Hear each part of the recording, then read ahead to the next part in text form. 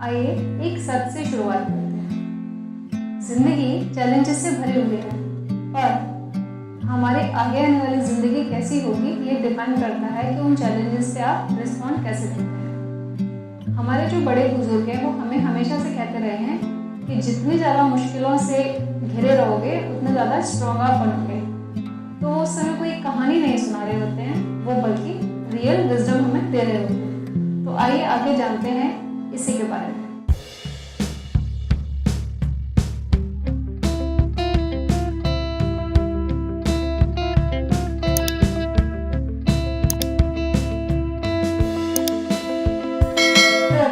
Welcome back to my channel. इस channel पे हम बात करते हैं लाइफ विजडम की, लाइफ को सिंपल बनाने की और माइंड की एंड स्पिरिचुअलिटी की। Let's deep dive in the today's topic. सोचिए, जितने भी चैलेंजेस और मुश्किलें हमारी लाइफ में आती हैं, क्या वो एक स्टेपिंग स्टोन की तरह नहीं है? क्या वो हमें हमेशा हर बार कुछ नया नहीं सिखा के जाता? चाहे वो हमारे प्रोफेशनल लाइफ से रिलेटेड हो या पर्सनल लाइफ से रिलेटेड, रिलेशनशिप से रिलेटेड हो या हमारे जॉब प्रमोशन से रिलेटेड। जब भी कोई प्रॉब्लम आती है, अक्सर हम उससे ये पूछते हैं, ओह ये मेरे साथ ही क्यों हुआ? कितना अच्छा हो कि हम ये पूछें, अच्छा तो ये हुआ है, अब मैं इससे क्या सीख सकता हूँ और कैसे इसे इम्प्रूव कर सकता हूँ। अब करते हैं गोल सेटिंग।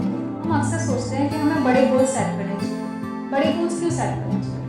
देखिए, जो मुझे लगता है कि बड़े गोल्स अगर हम सेट करेंगे, एक एग्जाम्पल है, जैसे कि अगर कोई बच्चा एग्जाम्स में 95% के लिए एम करता है और वो उसके लिए पूरी कोशिश करता है, तो हो सकता है कि उसकी किसी वजह से 95 ना आए, लेकिन एटलीस्ट 90 या 92 तो आ ही जाएगी। तो जितना बड़ा हमारा गोल होगा उतने ही बड़े हमारे रिजल्ट्स भी होंगे। ज़्यादा बड़ा गोल सेट करने के लिए हमें ज़्यादा मेहनत करनी पड़ेगी, अपने आप को स्ट्रेटेजाइज करना पड़ेगा, अपने स्किल सेट को बढ़ाना पड़ेगा और इससे हमारा इम्प्रूवमेंट ही होगा। लेकिन क्या सिर्फ बड़े गोल सेट कर लेना काफ़ी है? नहीं, उसके लिए हमें प्लानिंग एंड स्ट्रेटजी बनानी होगी, तभी तो हम उस गोल को अचीव कर पाएंगे। और उस बड़े गोल को अचीव करने के लिए हमें छोटे छोटे गोल्स के थ्रू होके जाना पड़ेगा। हमेशा याद रखिए, एक्शन प्रोड्यूसेस रिजल्ट्स। जो एवरेज एक्शंस होते हैं उससे एवरेज रिजल्ट्स ही प्रोड्यूस होते हैं। एक्स्ट्रा ऑर्डिनरी जो एक्शंस होंगे उससे एक्स्ट्रा ऑर्डिनरी रिजल्ट्स प्रोड्यूस होंगे। तो सिर्फ बैठ के सिर्फ प्लानिंग करने से, ओवरथिंक करने से काम नहीं चलेगा। Let's get set go. Goal setting के बाद रिस्पॉन्सिबिलिटी की बात करते हैं। हमारी लाइफ में अगर कभी कुछ गलत हो जाता है तो हम क्या करते हैं? उसकी रिस्पॉन्सिबिलिटी या उसका ब्लेम उठा के किसी दूसरे के सर पे रख देते हैं। जैसे कि उसकी वजह से मैं ये नहीं कर पाया, अरे मेरी लाइफ में तो ये प्रॉब्लम हमेशा से ही है, मेरी तो किस्मत ही खराब है, या मेरे पेरेंट्स ने मेरा साथ नहीं दिया, या दिस या दैट, कुछ भी कॉन्सिक्वेंसेस लेके हम उसे ब्लेम करते रहते हैं। उससे हमारी इनर स्ट्रेंथ नहीं बढ़ती है। हमारी इनर स्ट्रेंथ बढ़ती है रिस्पॉन्सिबिलिटी लेने से, ओनरशिप लेने से, कि मेरी लाइफ में अगर कुछ गलत हुआ है तो ज़रूर मैंने कहीं कुछ कमी रखी है और उस कमी को ढूंढना है, ना कि नेगेटिव सेल्फ टॉक में इंडल्ज होना है। उस कमी को ढूंढना है, उसे इम्प्रूव करना है। उससे क्या होगा, हम नए स्किल्स वहाँ पे सीखेंगे और हमारी इनर स्ट्रेंथ, कॉन्फिडेंस और सेल्फ स्टीम बढ़ेगा। अगर हम एक बहुत ही सिंपल एग्जांपल से समझें कि अगर कोई 3 लोग किसी एक प्रॉब्लम में फंसे हैं तो तीनों का पर्सपेक्टिव बिल्कुल अलग अलग हो सकता है। जैसे पर्सन ए ये सोच सकता है, ओहो ये प्रॉब्लम तो इतनी बड़ी है, मैं तो इससे बाहर निकल ही नहीं सकता, और वो हार मान के बैठ जाए। दूसरा इंसान सोच सकता है कि चलो मैं ट्राई करता हूँ, हो सकता है मैंने पास्ट में इससे रिलेटेड कोई प्रॉब्लम पहले सॉल्व की हो, या मैं किसी की एडवाइस ले सकता हूँ। लेकिन तीसरा इंसान ये भी सोच सकता है कि अच्छा ये प्रॉब्लम आई है तो चलो इट्स अपॉर्चुनिटी, मैं कुछ ना कुछ इससे सीख ही जाऊँगा, कोई ना कोई लेसन तो मुझे इससे मिलेगा ही। तो इसी तरह के 3 अलग अलग पर्सपेक्टिव हो सकते हैं, या बहुत सारे अलग अलग पर्सपेक्टिव्स हो सकते हैं इन अ सिंगुलर प्रॉब्लम। तो ये डिपेंड करता है आपके माइंडसेट पे, या किस तरह से आप अपने सबकॉन्शियस को कमांड करते हैं। इसमें आता है फियर ऑफ फेलियर या फियर ऑफ पास्ट एक्सपीरियंसेस। कई बार क्या होता है, जब हमारे सामने कोई चैलेंज आता है तो हम उससे बहुत ज़्यादा डर जाते हैं, क्योंकि हमें उसके बारे में नॉलेज नहीं होती है। हमें जो फ्यूचर है वो अननोन है और उसी से हम डर जाते हैं। ऐसा भी हो सकता है कि कोई पर्सन जिसने पास्ट में भी इसी पर्टिकुलर चैलेंज से रिलेटेड फेलियर देखा हो, तो उसका सबकॉन्शियस उस टाइम उसे बोलेगा कि भाई इसमें तुम पहले भी फेल हो चुके हो, तो अब भी ये बहुत मुश्किल है। लेकिन उस वक्त जो हमारा रोल है वो बहुत ज़्यादा क्रूशियल है। वहाँ हमें अपने सबकॉन्शियस को ये कमांड करना है। ज़रूरी नहीं कि जो पास्ट में हुआ वही फिर से रिपीट हो, या अगर मैं पास्ट में सक्सेसफुल नहीं हो पाया तो अब भी नहीं होगा, ऐसा कमांड देके हम उस प्रॉब्लम को अपॉर्चुनिटी में कन्वर्ट कर सकते हैं और उससे जीत के नए स्किल सीख के नए लेसन्स लेके लाइफ में आगे मूव ऑन कर सकते हैं। हमेशा याद रखिए कि past is not equal to present and present is not equal to future. जरूरी नहीं कि जो पास्ट में नहीं हुआ वो प्रेजेंट में भी नहीं होगा, या जो प्रेजेंट में नहीं हो पा रहा है वो पास्ट में भी नहीं होगा।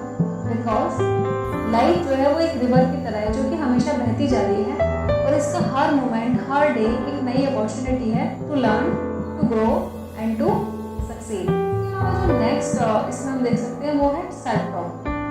तो वो जो सेल्फ टॉक है वो नेगेटिव है या पॉजिटिव है, इसी पे आगे आने वाली हमारी लाइफ डिपेंड करती है। सेल्फ टॉक का मतलब है अपने आप से बात करना, मतलब अपने सबकॉन्शियस को कमांड करना।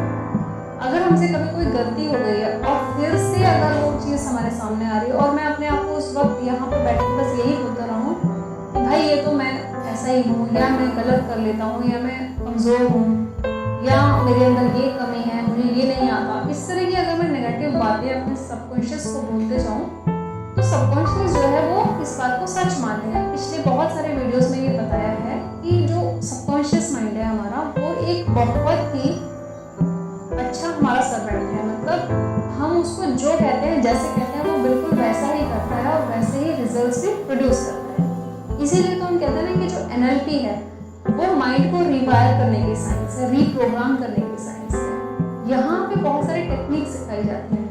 तो जो सेल्फ टॉक है वो पॉजिटिव होनी चाहिए, हमें अफर्मेशंस देने चाहिए अपने सबकॉन्शियस माइंड को। अफर्मेशंस का मतलब है कि अपनी लाइफ हम जैसी देखना चाहते हैं वैसे ही उसे अपने सबकॉन्शियस को बार बार बताते रहना कि this is what I want, this is what I have to achieve. अगर हम ये बार बार कहते रहेंगे तो जो सबकॉन्शियस है वो उस सक्सेस को पाने के लिए रास्ता ढूंढ लेगा, स्ट्रेटेजीज ढूंढ लेगा और आपको बताएगा कि किस तरह के एक्शंस आपको लेने चाहिए। Try this exercise and you will know कि this is miraculous. Inner strength का मतलब टफ होना या फिर कभी भी डर का फील करना नहीं है, बल्कि आने वाले चैलेंजेस को हम कैसे फेस करते हैं, क्या स्ट्रेटजीज और प्लान हम उस वक्त कर सकते हैं, तरह से हम अपने पुराने पड़े हुए रिसोर्सेज को यूज़ करके उस चैलेंज से बाहर निकल सकते हैं। वही है इनर स्ट्रेंथ का नाम। इसी से हमारा सेल्फ स्टीम डेवलप होता है, हमारा कॉन्फिडेंस बढ़ता है और हमारी लाइफ जो है वो ग्रेटर अपॉर्चुनिटीज़ की तरफ बढ़ती जाती है। So let's work on our inner strength and move towards the greater opportunities in life. तो अगर आपको ये वीडियो का कंटेंट अच्छा लगा तो please like and share the video. इस इन्फॉर्मेशन को ज़्यादा से ज़्यादा स्प्रेड करें and subscribe my channel. Also hit the bell icon so that आगे आने वाले वीडियोज़ के नोटिफिकेशन आपको मिल जाए। तो मिलती हूँ आपसे नेक्स्ट वीडियो में, तब तक के लिए बाय बाय।